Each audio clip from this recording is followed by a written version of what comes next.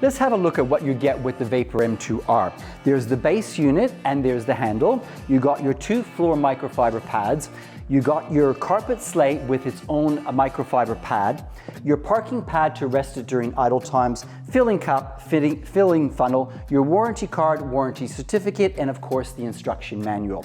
To assemble it, it's very easy. You take the handle and you stretch it out and you lock it into place. You look for the little white line on the handle and you line that up with the white arrow on the base, and you hear a little clicking sound, a 1/4 inch turn, such that the white line matches up with the white line on the base. That's the lock position. You then take your fastening screw and you fasten the handle to the base. Now, once that handle is assembled, it stays assembled and the handle should be fully extended during operation.